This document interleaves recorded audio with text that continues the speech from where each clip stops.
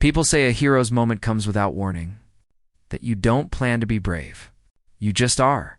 But standing in that classroom, blood pooling beneath my knee, and 2 terrified children crying behind me, I realized something deeper. I wasn't being brave. I was being Omega. The instinct didn't rise like courage. It burned like truth. Primal and absolute. Those children were mine, not by bond, not by law, but mine all the same.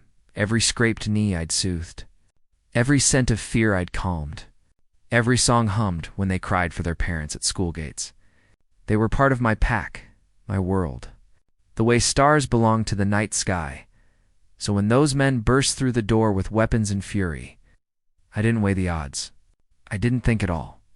I just moved. Because that's what an Omega does. We protect.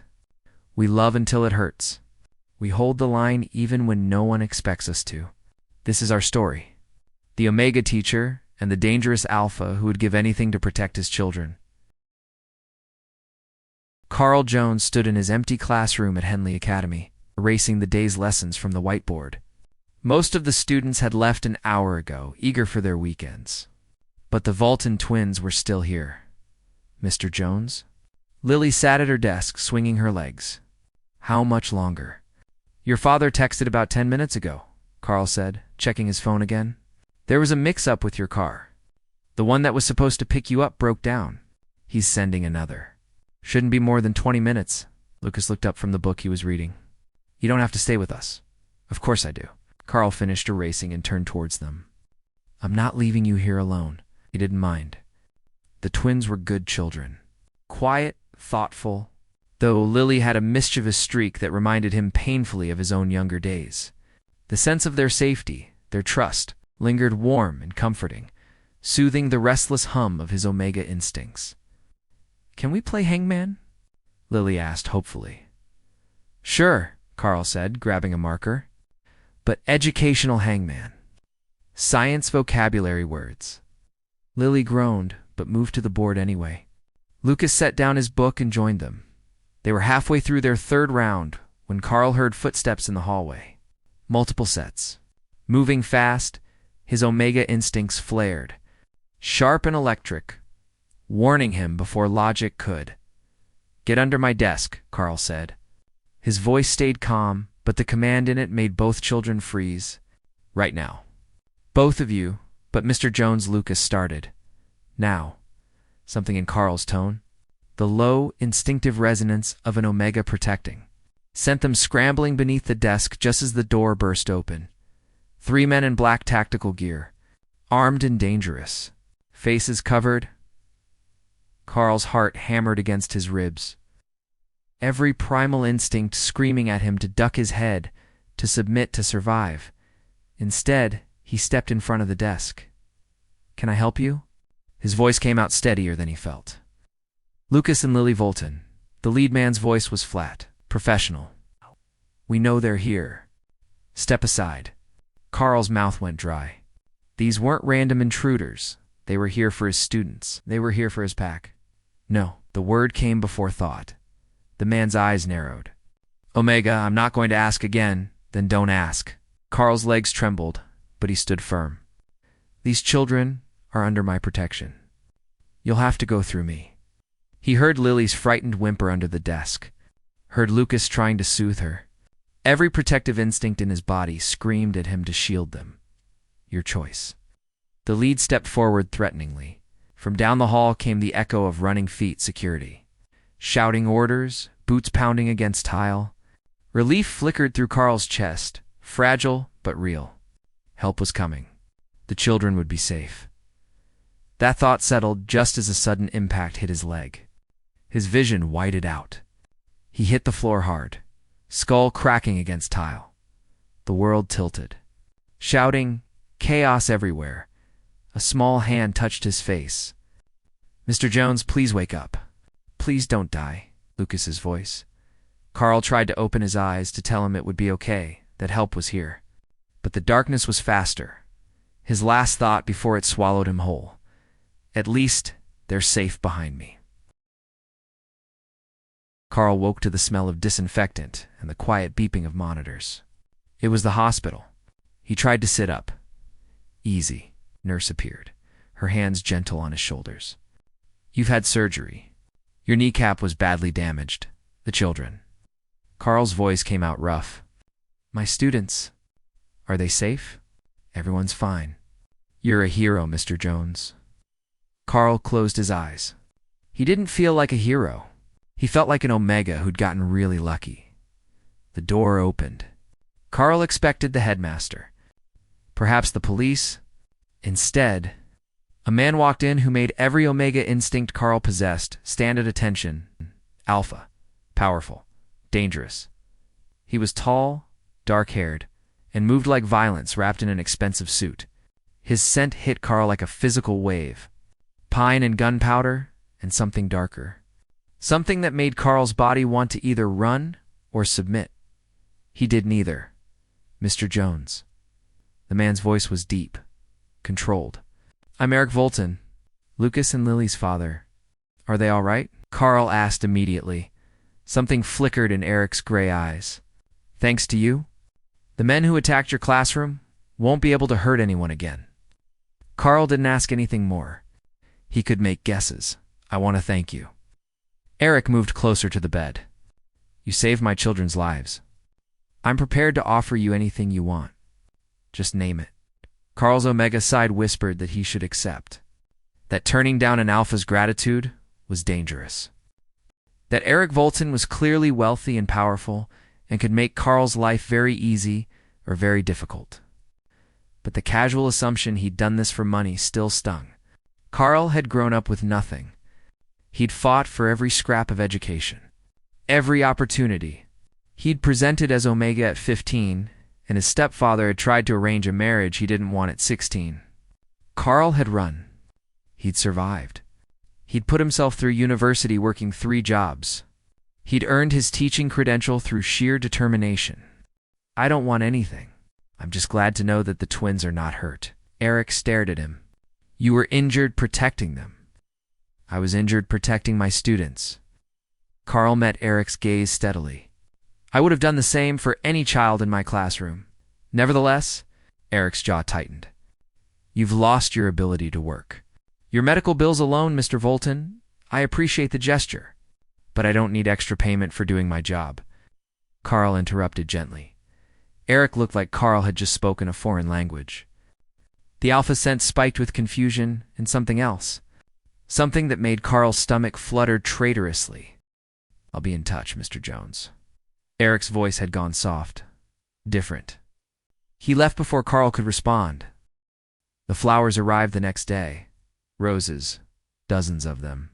The card read simply, Thank you, Evie. Carl gave them to the nurse's station. A fruit basket with the most unique tropical fruits came the day after. Carl donated it to the hospital cafeteria.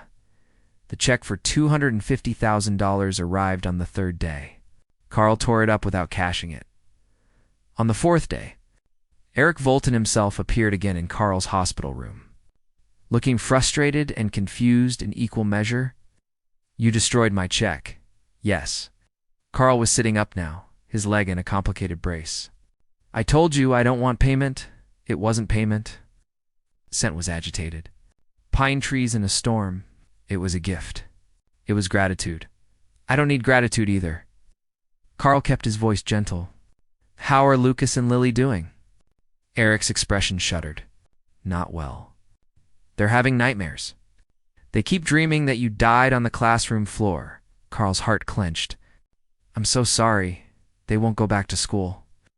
Erik sat down in the chair beside Carl's bed without asking. They refuse. They're terrified something will happen again. That's normal after trauma.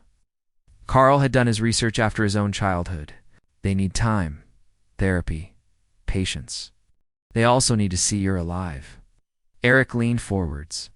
They need to know you're okay. Carl blinked. I can video call them if that would help.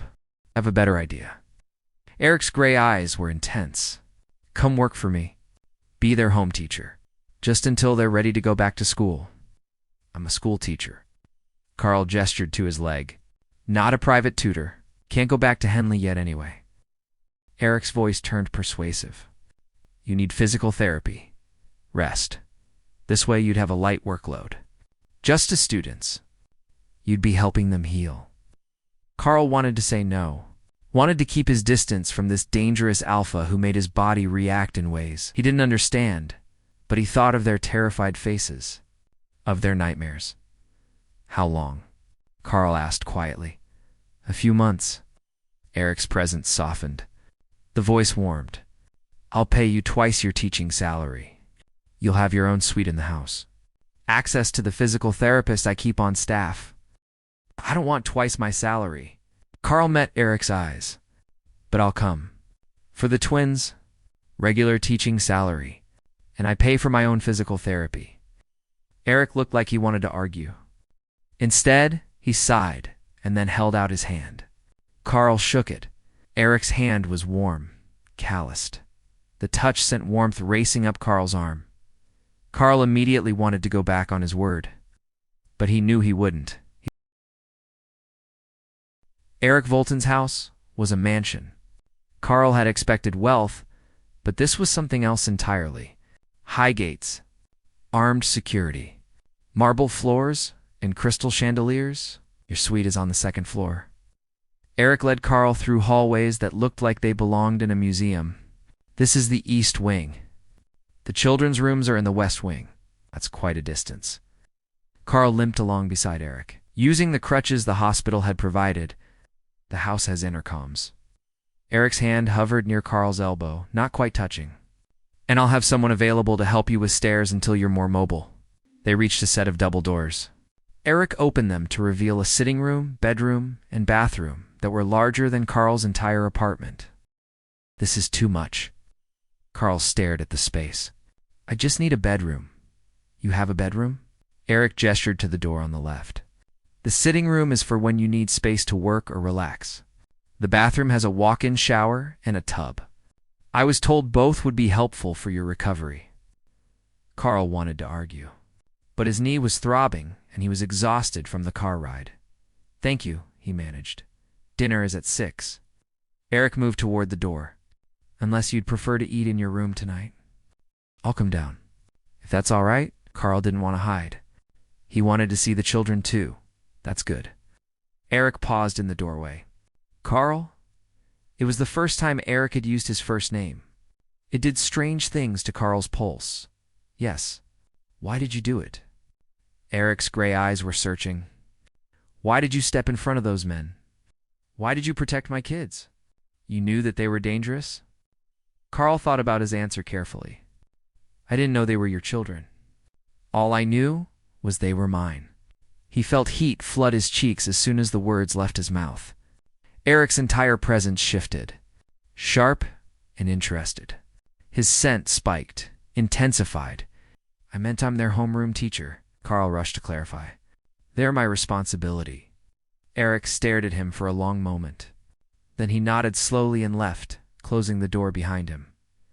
Carl sat down on the bed and put his face in his hands. His Omega instincts were screaming, not in fear. In recognition of something he was sure he shouldn't and couldn't afford to want. This was bad. This was very, very bad. Dinner was surprisingly normal. The twins tackled Carl the moment he entered the dining room, carefully avoiding his injured leg. Mr. Jones. Lily wrapped her arms around his waist. You're alive. Of course I'm alive. Carl hugged her back gently. It takes more than that to keep me down. Lucas hung back, but his eyes were bright. You were really brave. I was really scared, Carl told him honestly. But sometimes being brave means doing the right thing even when you're scared. Erik watched this exchange from the head of the table. His expression was unreadable, but his scent was warm, pleased. They ate pasta and salad and breadsticks. The twins chattered about their favorite subjects and their friends at school, how much they'd missed having real lessons. We'll start tomorrow, Carl promised. Nothing too intense, just enough to keep your minds active. Will you teach us about Omega rights? Lily asked suddenly. Like you did at school. Carl blinked. If your father approves, I approve. Erik's voice was firm. Carl, you can teach them whatever you think they need to learn. After dinner, Carl retreated to his suite. His knee was screaming, and his pain medication was calling his name. Someone knocked on his door 30 minutes later. Carl opened it to find a man in an expensive suit holding a briefcase. "Mr. Jones? I'm Henry Castellano." "Mr. Voltin, solicitor? May I come in?" Carl stepped aside. Henry walked in and made himself comfortable on the sofa. "Wanted to introduce myself," Henry said. He was shorter than Erik, slimmer, with sharp features and knowing eyes. Beta, but smelled of expensive cologne. "And to give you these," pulled out a stack of papers. "Your employment contract. Standard language. Salary, benefits, terms of employment. Nothing sinister." Carl took the papers warily. "I didn't think there was anything sinister." Good Henry's eyes gleamed. "Though I have to say, you're the first person Erik's tried to pay who's actually refused the money." "I don't want his money," Carl said. "I just want to help the twins," Henry laughed. It was a delighted sound. "Oh, you're going to be so much fun. Sign the contract when you're ready. I'll be around." He left as quickly as he'd arrived, leaving Carl staring at the contract in his hands. Everything looked standard. Straightforward, even. Carl signed it and set the papers aside. He told himself he was doing this for the children. Nothing more. Teaching the twins from home was different from classroom teaching. Carl set up lessons in the library, massive room lined with books and comfortable furniture. Lucas struggled with reading but excelled at mathematics. Lily was the opposite. Carl tailored his lessons to their strengths and worked patiently on their weaknesses. Erik appeared in the library doorway one morning, watching Carl explain fractions using a box of chocolates. "If we divide these 12 chocolates between 3 people," Carl broke the chocolates into groups. "How many does each person get?" "4," Lily shouted triumphantly. "Very good," Carl smiled. "Now what if we had 4 people?" He looked up and caught Erik's gaze. The alpha's presence had gone soft and warm, almost fond. Carl's Omega side was pleased. He firmly told it to settle down and keep quiet. "Sorry to interrupt." Erik stepped into the room. "Carl, could I speak with you for a moment?" Carl left the twins with a reading assignment and followed Erik into the corridor. "Is something wrong?" Carl asked. "No." Erik ran a hand through his dark hair. "Actually, I wanted to ask you something. Come to lunch with me. I want to discuss a proposal." Carl's Omega instincts went on high alert. "What kind of proposal?" "Nothing dramatic." Erik's smile was slight. "Just lunch. My treat. I'm not much use for anything illegal," Carl said, very, very carefully. Laughter rang out from the end of the corridor. Henry appeared, clearly having overheard. "Oh my God, Erik. He thinks you're recruiting him." Erik shot his solicitor a reproachful look. "I'm not recruiting you." He turned back to Carl. "I'm asking you to lunch. As thanks for what you're doing for my children." Carl relaxed slightly. "All right, lunch. But I'm buying my own meal." Erik looked pained. "Those are my terms." Carl crossed his arms. Behind Erik, Henry was practically cackling. "This is the best thing I've seen in years." They went to a small Italian restaurant in the city. Erik drove them himself. No security detail in sight. "Don't you need bodyguards?" Carl asked as Erik held open the restaurant door. "Not for lunch with my children's teacher." Erik's smile was wry. "Besides, I can take care of myself." The restaurant owner greeted Erik like an old friend and led them to a private table in the back. "So," Carl said once they'd ordered, "this proposal. The twins are doing better." Erik leaned back in his chair. "Thanks to you. Their nightmares have decreased. They're sleeping through the night. That's wonderful." Carl meant it. "But I spoke with their therapist today. They're not ready to go back to school yet." Erik's gray eyes were serious. "And I'm wondering if you'd consider staying on longer." Carl had been expecting this. "How much longer?" "Through the end of the school year," Erik said. "Perhaps longer. I know it's a lot to ask." "I have a contract at Henley," Carl pointed out. "They're expecting me back when my leg heals." I spoke with the headmaster. Erik's expression was carefully neutral. "She said if you want to take a leave of absence, she'll approve it. You'd be able to return whenever you're ready." Carl stared at him. You spoke with my headmaster. I may have mentioned that my children need you. Erik didn't look apologetic, and that Henley Academy might benefit from a generous donation to their new gymnasium. You bribed my school, Carl said flatly. I made a charitable contribution, Erik corrected. There's a difference. Their food arrived. Carl stabbed his pasta with more force than necessary. Why do you care so much? Carl asked. I'm just a teacher. You could hire anyone to tutor your children, but they don't want anyone. Erik's voice went soft. They want you. You make them feel safe. Carl's chest tightened. That's not fair. I know. Erik reached across the table like he might touch Carl's hand, then stopped himself. But I'm asking anyway.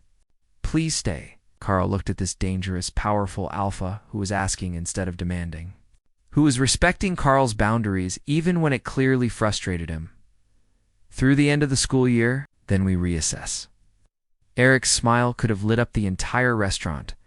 Thank you.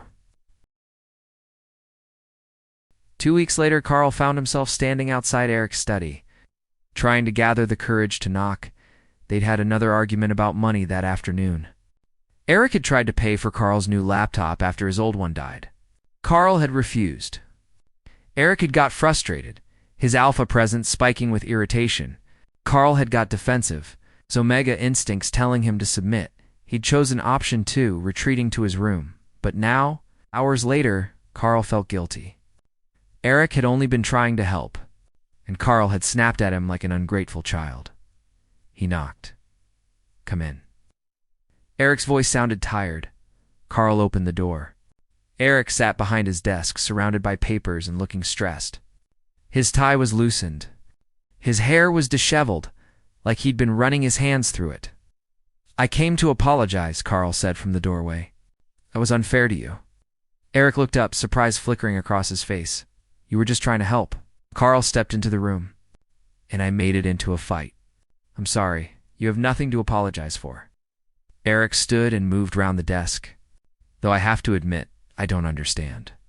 Why won't you let me help you? Carl thought about his stepfather. About control bought with money and silence. About learning that some gifts came with invisible strings that strangled. Money's been used to hurt me before, he said simply. I don't trust it anymore. Erik's presence went sharp with anger. Who hurt you? It doesn't matter. Carl waved a hand. It was a long time ago, but I learned that I'm safer relying on myself. You're safe here. Erik's voice was fierce. I promise you that, Carl. You're safe in my house. Carl believed him. That was the terrifying part. The next few weeks fell into a comfortable rhythm. Carl taught the twins in the mornings, did his physical therapy in the afternoons, and often shared dinner with the family in the evenings. Erik was attentive without being overbearing. He asked about Carl's day, listened to stories about the twins' progress, made sure Carl had everything he needed. Carl's omega instincts were in full revolt. They wanted to settle in Erik's house, wanted to be close to the alpha, wanted things Carl absolutely could not have. Henry visited often, ostensibly for business, but mostly to watch Erik and Carl dance around each other. You're both idiots, Henry announced one afternoon, cornering Carl in the library whilst the twins were at their piano lesson. Excuse me? Carl looked up from the essay he was grading. You and Erik. Henry sat down across from Carl. Tension between you two is palpable. Carl felt heat flood his face. I don't know what you mean. Please. Henry rolled his eyes. I've known Erik for 15 years. I've never seen him like this. He's nervous, uncertain. He brought you flowers and you gave them to the nurses. He gave you money and you tore it up. He called you for lunch and you insisted on paying for it. The man is losing his mind, trying to work out how to please you. He doesn't need to please me, Carl said firmly. I'm here for the children. Keep telling yourself that. Henry stood. But for what it's worth, you're good for him. Erik's been alone for a long time. He deserves someone who doesn't want him for his money or his power. He left before Carl could formulate a response. Several weeks passed before the moment that shifted something inside Carl. Carl was helping Lucas with a particularly difficult passage when Lily suddenly asked, "Mr. Jones, do you have a mate?" Carl nearly dropped his pen. "No, Lily, I don't." "Why not?" she asked with all the bluntness of an 8-year-old. "You're really nice, and kind, and beautiful, and you smell like safety." "Lily," Lucas groaned. "You can't ask people about mates." "Why not?" Lily demanded. "Because it's private," Carl said gently. "And sometimes people don't have mates for lots of different reasons." "That's okay. Dad doesn't have a mate either," Lily continued, undeterred. "Our mom died when we were babies." "I'm sorry. That must be very hard. We don't really remember her," Lucas said quietly. "But Dad gets sad sometimes." Carl filed this information away, feeling like he'd been trusted with something precious. That evening, Erik found Carl on the terrace outside his suite. The sun was setting, painting the sky in shades of orange and pink. "The twins told me they asked you about mates today," Erik said, joining Carl at the railing. "I apologize. They've been curious lately. It's all right." Carl watched the sunset. "They mentioned their mother. I'm sorry for your loss." Erik was quiet for a long moment. "Thank you. Anna was a good woman. A good mother. But we weren't bonded. It was an arranged marriage, common in certain families." "That sounds lonely," Carl said softly. It was. Erik turned to face Carl. The setting sun lit his features in gold. "But I've been lonelier since. Until recently." Carl's heart hammered in his chest. "Erik, I know." Erik held up a hand. "You're here for the children. I'm not trying to make you uncomfortable. But I need you to know. You matter, Carl. Not because of what you did. Because of who you are." Carl couldn't breathe. Couldn't think. Could only feel the warmth of Erik's presence wrapping round him like a blanket. "I should go," Carl managed. "It's getting late." He retreated to his suite before he could do something foolish. Like lean into Erik's space.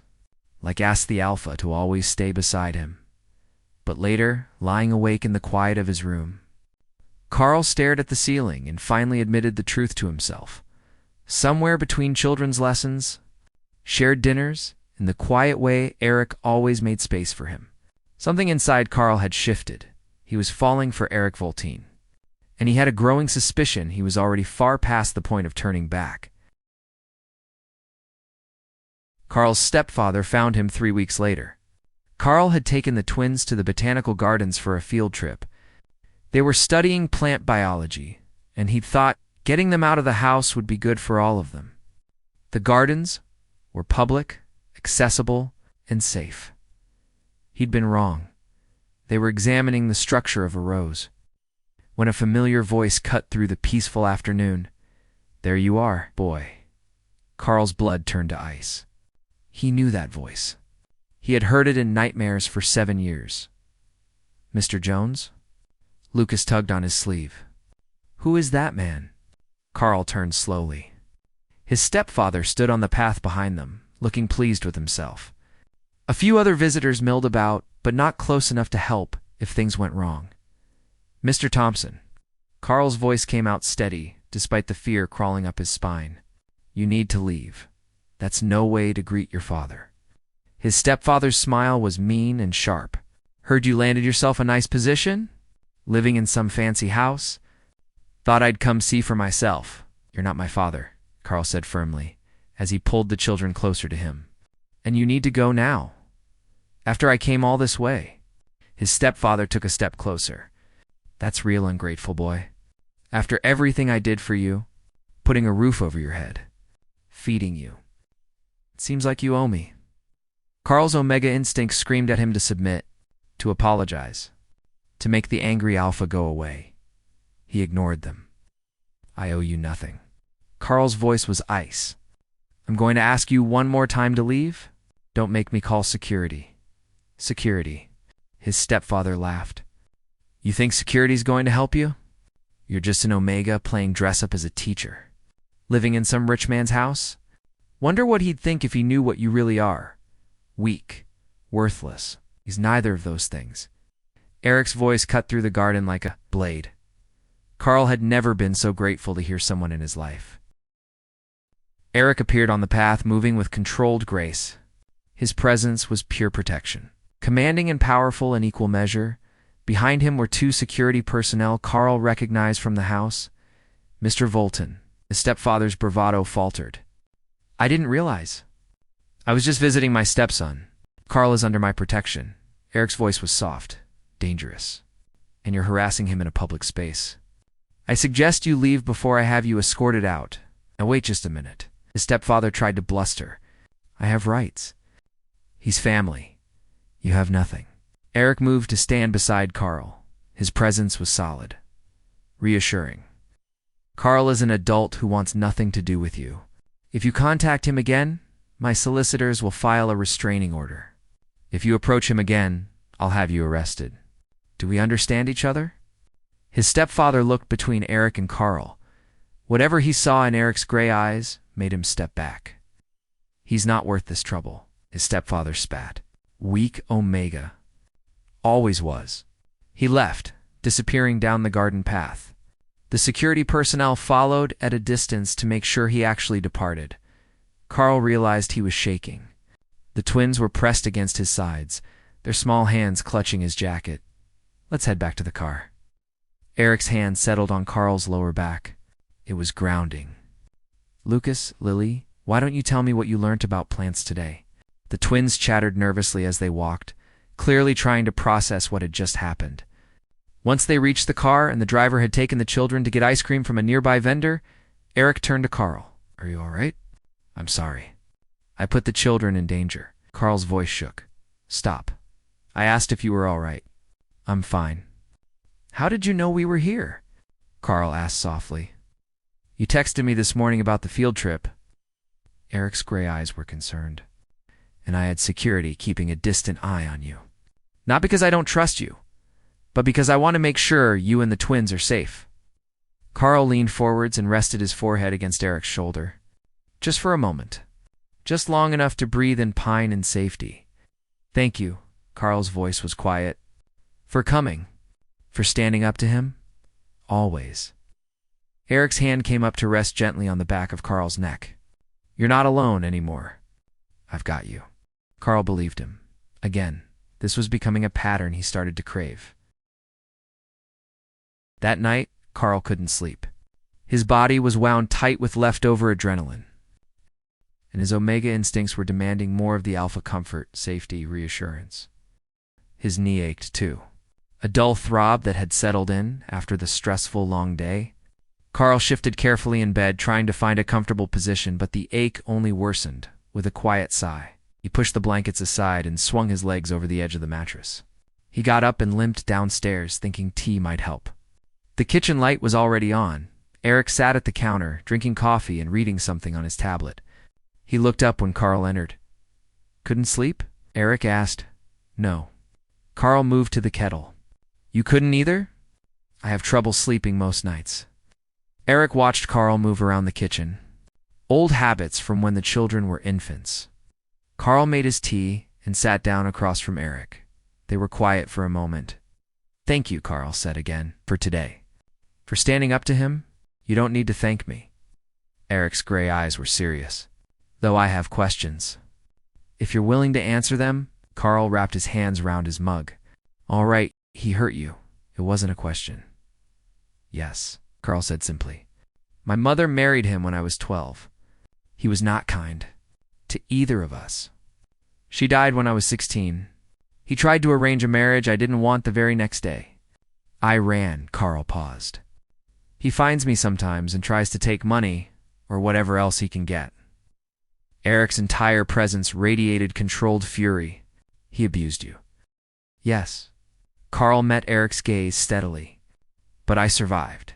I put myself through university. Got my teaching degree. Built a life. He doesn't get to take that from me. I'll take care of him." Erik's voice was cold, flat. The voice of a man who'd done difficult things before. "I'll make sure he never bothers you again." "No." Carl's response was firm, immediate. "Erik, I appreciate the sentiment. But you don't need to do anything." Erik's jaw tightened. Carl reached across the table, covering Erik's clenched fist with his hand. Erik, I need to know that I'm not the reason someone gets hurt, even if that someone is him. Erik looked at their joined hands. His presence was still sharp with barely controlled fury, but slowly, gradually, it softened. You're too good, Erik said quietly. Too forgiving? I'm not forgiving him, Carl corrected. I'm choosing not to become like him. There's a difference. Violence only breeds more violence. I learned that the hard way. Erik was quiet for a long moment. All right, he said finally. Carl removed his hand. Thank you for respecting my choice, always. Erik's gray eyes were intense. But you shouldn't have had to do it alone. You shouldn't have had to just survive. You should have been protected. Carl smiled slightly. I wasn't alone.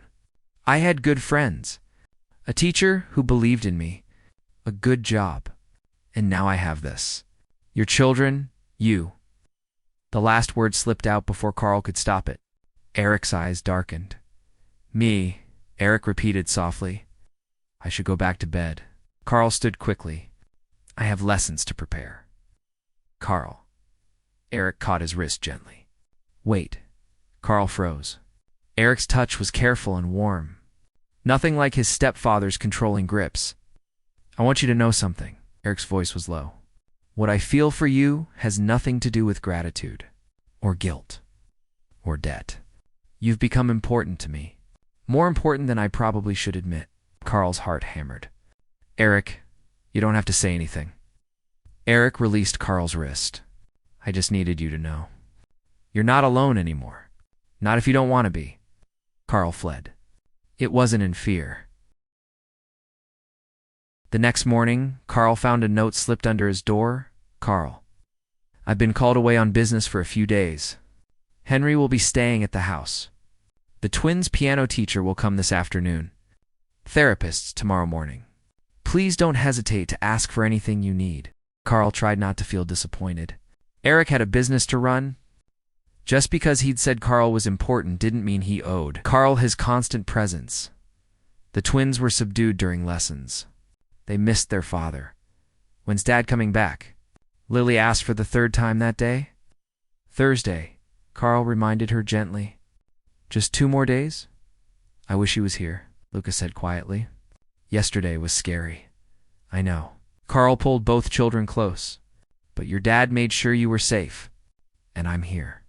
And Henry's here. We're all going to keep you safe. Henry appeared in the doorway of the library, carrying a box of donuts. I heard someone needed cheering up. The twins brightened immediately. Henry might be a solicitor, but he was excellent with children.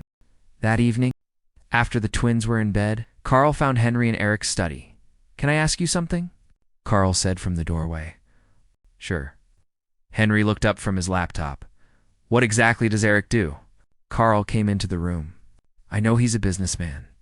I know there's something more. I need to know. Henry was quiet for a moment. Erik is. Let's call him an entrepreneur. He has interests in various industries. Some more legitimate than others. He operates outside the law, Carl said flatly. He operates in gray areas, Henry corrected. He's not violent by nature. But yes, some of his business dealings operate in complicated circles. Carl sat down. And you're his solicitor. Yes, I keep him as honest as I can. Henry smiled slightly. And I make sure his legitimate businesses stay legitimate. Erik's not a bad man, Carl. He's just a man who grew up in a world where power and money matter more than laws. The men who attacked my classroom, Carl's stomach turned. They were after the twins because of him. Yes, Henry didn't sugarcoat it. Erik has enemies. It comes with the territory. But he would die before letting anything happen to those children. Or to you. Carl believed it. There had been a time when trusting anyone had felt like a mistake waiting to happen. But somehow, quietly, and without Carl even noticing when it began, believing Erik had stopped feeling dangerous or a risk and started becoming a simple, unshakable truth. Something inevitable. Erik returned on Thursday evening. The twins rushed to him the moment he walked through the door. Dad? Lily wrapped her arms around his waist. You're back. I missed you too, Piccola. Erik hugged both children. His eyes found Carl over their heads. How was everything? All right. Carl kept his voice steady. The twins finished their science project. Excellent. Erik released the children. Why don't you two go wash up for dinner? I need to speak with Carl for a moment. Once the twins had thundered up the stairs, Erik turned his full attention to Carl. Henry told me he explained my business to you. Yes. Carl crossed his arms. I mean, I rather knew, but I wanted to be sure. You could have told me yourself. I wanted to. Erik moved closer. But I was afraid you'd leave, once you knew for sure. That you'd think I was too dangerous. Are you? Carl challenged. Dangerous? Yes. Erik didn't hesitate. But never to you. Or to my children. The people I care about are separate from my business dealings. The men who came after the twins didn't seem to know that, Carl pointed out. They won't be a problem again. Erik's voice went cold. It won't happen again. Carl wanted to ask how. Wanted to know the details, but also didn't want to know. I should get ready for dinner, Carl said instead. Erik caught his arm. Are you going to leave? Carl looked at this complicated, commanding alpha who made him feel safer than he'd ever felt in his life.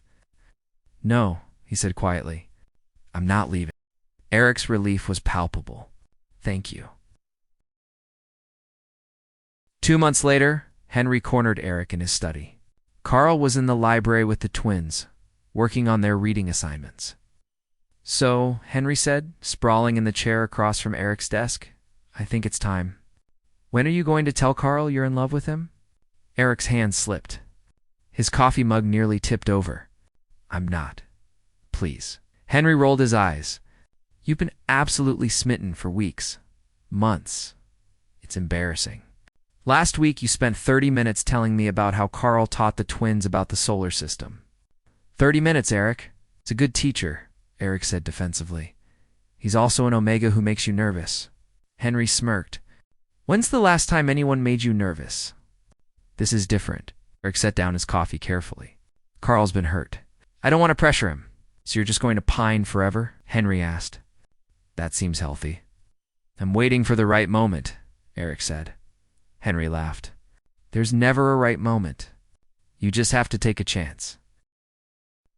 The chance came on a Saturday. The twins were at a sleepover with Henry's nieces. Carl and Erik had the house to themselves. They'd made dinner together, working in comfortable silence in the kitchen.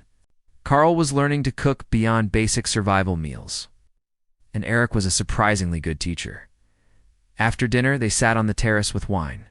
The stars were bright overhead. The twins are doing really well, Carl said, swirling his wine. I think they're almost ready to go back to school. Erik was quiet. And you? Are you ready to go back? Carl thought about Henley Academy. About his classroom and his other students. About the life he'd built before everything had changed. I don't know, he admitted. I love teaching. But these past few months have been different. Good different. You could stay. Erik's voice was careful. Just stay. Carl turned to look at him. I don't want you to leave. Erik set down his wine glass. I know that's selfish. I know you have your own life. But Carl, having you here has been... It's changed things. For all of us, Carl's heart raced. Let me finish. Erik turned to face him fully. I've spent years building walls, keeping people at arm's length. It's safer that way. Cleaner. But then you walked into my life and refused every gift I offered. Every attempt I made to put you in my debt. You just stayed because you cared about my children. I do care about them. Carl's voice was soft. I know. Erik's gray eyes were intense. But I need to know if you could care about me too. Not as the twins' father. Not as your employer. Just as me? Carl should say no. Should remember that Erik was complicated and lived in a world Carl didn't understand. He knew it was already too late for that. He instead said, I already do. Erik inhaled sharply. I've been fighting it, Carl admitted. Because I know how that story goes. The Omega falls for the powerful Alpha and loses themselves. But Erik, you've never made me feel small. You've never made me feel like I owe you. You just see me I see you, Erik agreed.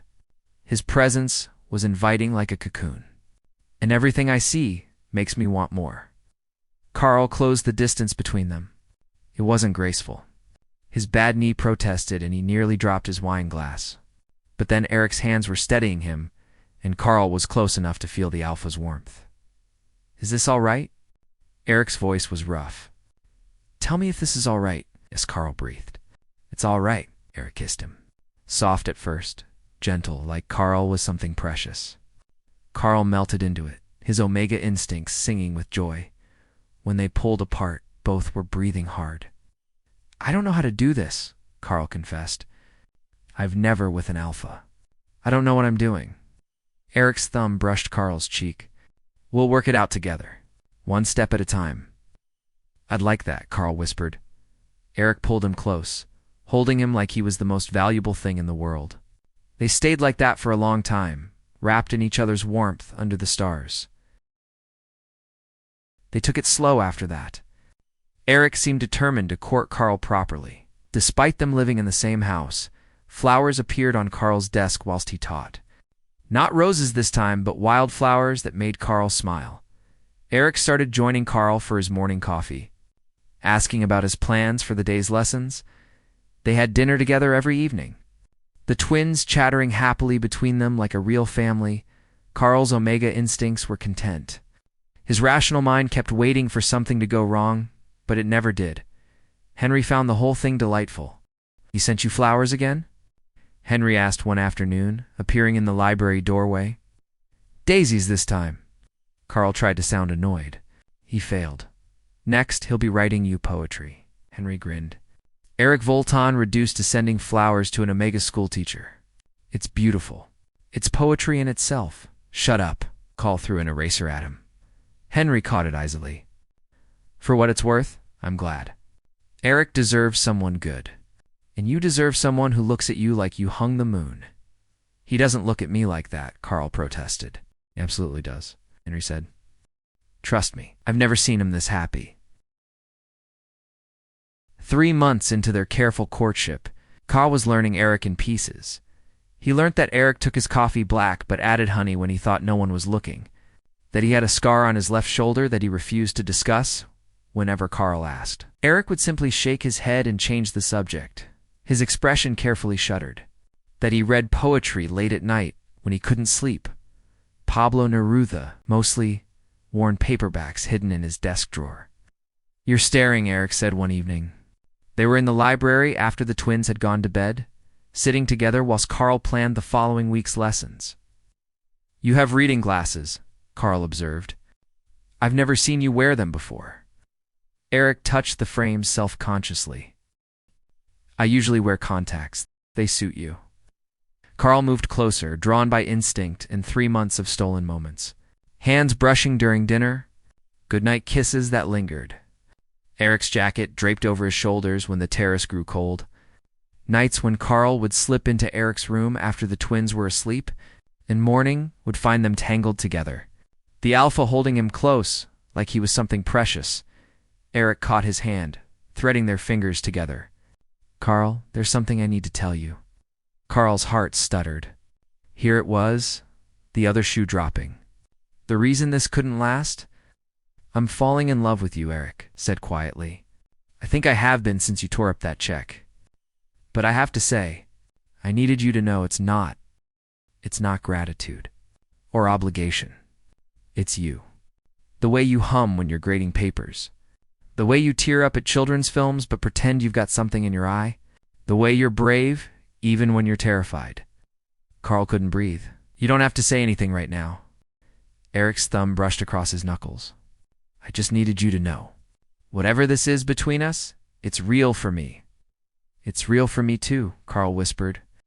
His Omega instincts were singing, but this was more than biology. This was choice. Love you, Carl said, voice stronger. I love you picking wildflowers for me, and your secret honey addiction, and the way you plait Lily's hair, even though you're hopeless at it. I love that you respect my boundaries, that you make me feel safe, that you see me. Erik stood, pulling Carl up with him. Say it again? I love you. Erik kissed him then, deep and claiming and achingly tender. Carl melted into him, into this beautiful, impossible thing they were building. When they finally pulled apart, both breathless, Erik rested his forehead against Carl's. "I'm going to spend the rest of my life proving you didn't make a mistake," Erik promised. "You already have," Carl said simply. Erik's hand came up to cup Carl's face, thumb brushing across his cheekbone. "Come upstairs with me. Let me show you." Carl's heart hammered. "The children are asleep," Erik said softly. His gray eyes were dark with promise. "But only if you want this." Carl caught Erik's hand, pressing a kiss to his palm. "I want you. I want this." Erik led him upstairs, their fingers intertwined. The house was quiet around them, peaceful, safe. In Erik's room, the alpha was impossibly gentle. He touched Carl like he was something precious, something to be treasured. Every kiss was a promise. Every whispered word was a vow. "Beautiful," Erik murmured against Carl's skin. "So beautiful. So perfect." Carl had never felt safer, never felt more seen. Every fear, every doubt, every wall he'd built around his heart, Erik dismantled them all with patient hands and tender words. When Erik pulled him close, holding him like he'd never let go, Carl finally understood what it meant to be cherished. "I love you," Erik whispered into the darkness. "My Omega." "My Carl." "Yours," Carl breathed, tucking himself closer. "Always yours." They moved together slowly, learning each other in the quiet intimacy of Erik's room. There was no rush, no urgency, just two people discovering what it meant to be completely wholly known. Afterwards, Erik held him close, pressing kisses to his temple, his cheek, his lips. "Stay," Erik said softly. "Sleep here. Wake up with me." "Yes," Carl whispered, already drifting. He felt safe, loved.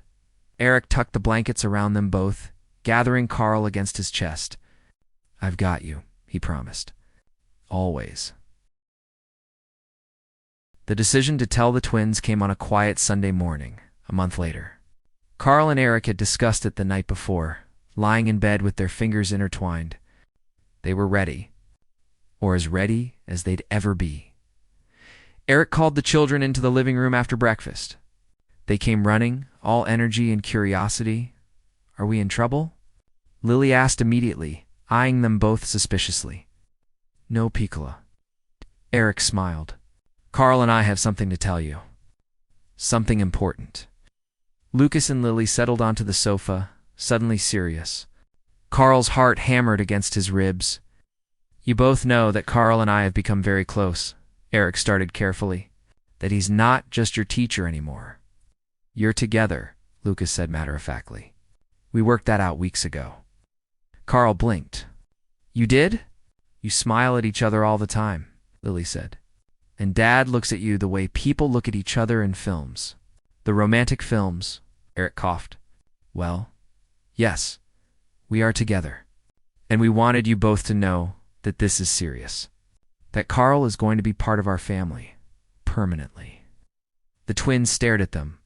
Then Lily launched herself off the sofa and straight at Carl. "Oh, really?" She wrapped her arms round his waist. "You're staying forever?" "If you'll have me." Carl hugged her back, his chest tight. "I love being part of this family." Lucas joined the embrace more slowly, but no less enthusiastically. "So you're like our parent now? Not just our teacher?" "I'd like to be." Carl's voice was thick. "If that's all right with you both?" "More than all right," Lucas mumbled into Carl's shoulder. They stayed like that for a long moment, the twins clinging to Carl like he might disappear. When they finally pulled back, Lily's eyes were bright with emotion. "Can we call you something special?" she asked quietly. "We've never had a chance before." "But if you're going to be our parent too, can we?" Carl's breath caught. He looked at Erik, who had gone very still. "What would you like to call me?" Carl asked gently. "Mama?" Lily asked tentatively. "Is that all right?" Carl's eyes filled with tears. "I'd be honored, but I hope I can be worthy of it. Being your mama is a big responsibility. You're already worthy." Lucas said with the simple certainty of a child. You help us with homework even when we're being annoying, Lily added. You protect us, Lucas continued. You make Dad happy, Lily finished. Really happy. Erik's presence had gone thick and warm, protective, when Carl glanced at him. The alpha's gray eyes were intense with emotion. Children. Erik's voice was strained. Why don't you go choose a film for tonight? Family film night. Your choice. Can we watch the new Monkey King movie? Lily asked. Whatever you want, Pecola. The twins ran off. The moment they disappeared up the stairs, Erik stood. Carl. His voice was rough. Yes. Carl looked up at him. Erik crossed the room and pulled Carl into his arms, holding him close. Do you have any idea what you just did? Erik's voice was barely controlled. Telling my children they can call you Mama, that you hope to be worthy? I meant it, Carl breathed. I know you did. Erik's forehead rested against Carl's. That's why I love you so much. Carl's Omega instincts were singing, I love you too. Erik kissed him. Deep and claiming and full of promise. When they pulled apart, both were breathless. Tonight, Erik promised softly, after the children are asleep, we'll celebrate properly. Carl shivered with anticipation. I'll hold you to that.